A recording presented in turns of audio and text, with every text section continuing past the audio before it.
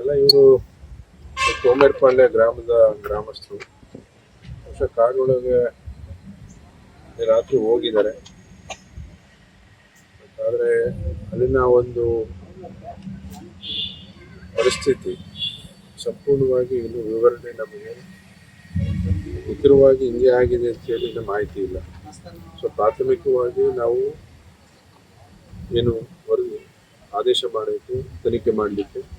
ವರದಿ ನಂತರ ಇಮಿಡಿಯೇಟ್ ಏನಾಗಿದೆ, ಯಾರು ಯಾವ ರೀತಿ ಇದು ಕಾನೂನನ್ನ ಕೈಗೆತ್ತಿಕೊಳ್ಳಲಿಕ್ಕೆ ಇವ್ರಿಗೇನು ಅಲ್ಲಿ ಅಂತ ಒಂದು ಪರಿಸ್ಥಿತಿ ಬಂತು.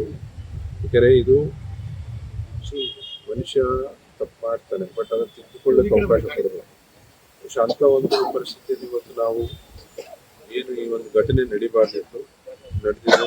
ಇಂಥ ಘಟನೆಗೆ ತೀವ್ರವಾಗಿ ನಾನು ಖಂಡಿಸ್ತೇನೆ. ಯಾಕೆಂದರೆ ಮನುಷ್ಯನ ಜೀವ ಅತ್ಯಮೂಲ್ಯ. ಯಾಕೆಂದರೆ ನಾವು ಪ್ರಾಣಿ ಏನಾದ್ರು ಹತ್ಯೆ ಆದಾಗ ಬಹುಶಃ ನಾವು ಸಹ ಅಷ್ಟೇ ಅದಕ್ಕೆ ಬೆಲೆ ಕೊಡ್ತೇವೆ. ಈಗ ನಾವು ರಕ್ಷಣೆ ಮಾಡಬೇಕು. ಇವರಿಗೆ ಒಂದಲ್ಲ ಎರಡೆಲ್ಲ ವಾರ್ನಿಂಗ್ ಕೊಟ್ಟು ಇನ್ನು ಮೇಲಿನ ಅಧಿಕಾರಿ ಇರ್ತಾರೆ. ಯಾವುದೇ ಒಂದು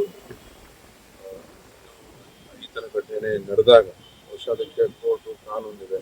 ಬಹುಶಃ ಇವರು ಕಾನೂನನ್ನ ಕೈಗೆತ್ತಿಕೊಳ್ಳಲಿಕ್ಕೆ ಇಲ್ಲ, ಇವರು ಈ ಒಂದು ವಿಚಾರವಾಗಿ ಮುಂದೆ ಏನು ಅವ್ರ ಮೇಲೆ ಆ್ಯಕ್ಷನ್ ತಗೋಬೇಕು ಅಥವಾ ನೈಜ ಸ್ಥಿತಿಯನ್ನು ತಿಳ್ಕೊಂಡು ಆ ಒಂದು ಘಟನೆಗೆ ಸಂಬಂಧಪಟ್ಟಂಗೆ ಈಗಾಗಲೇ DC ಅವರು ಆದೇಶ ಮಾಡಿದ್ದಾರೆ ಮತ್ತು SP ಅವರು ಆ ಭಾಗದಲ್ಲಿದ್ದಾರೆ.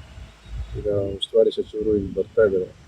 ಈಗ ಆ ಕುಟುಂಬಕ್ಕೆ ಯಾವ ಥರ ಅವರಿಗೆ ಒಂದು ಧೈರ್ಯ ತುಂಬ ಕೆಲಸ ಆಗುತ್ತೆ. ಬಹುಶಃ ಉಸ್ತುವಾರಿ ಸಚಿವರನ್ನ ಸೇರಿ ಸರ್ಕಾರದ ಗಮನಕ್ಕೆ ತಂದು ಸರ್ಕಾರ ಮತ್ತು ಈಗ ಅರಣ್ಯ ಸಚಿವರಿಗೂ ಸಹ ವಿಷಯ ಈಗಾಗಲೇ ತಿಳಿಸಿದ್ದೇವೆ. ಬಟ್ ಮುಂದಿನ ಒಂದು ದಿನಗಳಲ್ಲಿ ಈ ಥರದ ಘಟನೆ ಯಾವುದೇ ಕಾರಣಕ್ಕೂ ನಡೀಬಾರ್ದು.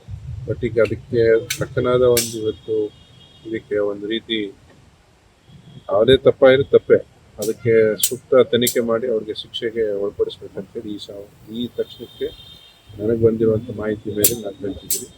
ಇನ್ನು ನಿಖರವಾಗಿ ತನಿಖೆ ನಂತರ ಇನ್ನೂ ಹೆಚ್ಚಿನ ಮಾಹಿತಿ ಏನು ಲಭ್ಯವಾಗುತ್ತೋ ಅದರ ಮೇಲೆ ಕಾನೂನು ಕ್ರಮ ಜರುಗಿಸ್ಬೇಕಂತೇಳಿ ಮನವಿ ಮಾಡ್ತಾರೆ. ಬಟ್ ಎಲ್ಲರೂ ಶಾಂತಿಯುತವಾಗಿ ಬಹುಶಃ ಅದು ನಾವು ಏನು ಆಗಿದೆ ಅದಕ್ಕೆ ತಕ್ಕನಾದ ಶಿಕ್ಷೆ ಅದಾಗಲೇಬೇಕು. ಅದಕ್ಕೆ ಯಾರೇ ಆಗಲಿ ನಾವು ಹಿಂದೆ ಹೋಗೋ ಮಾತೇ ಇಲ್ಲ, ರಾಜಿ ಮಾಡ್ತಾ ಇಲ್ಲ. ಧನ್ಯವಾದ. ನ್ಯೂಸ್ ಫಸ್ಟ್ ನಿರ್ಭೀತಿಯಿಂದ ನಿಮ್ಮ ಪರವಾಗಿ.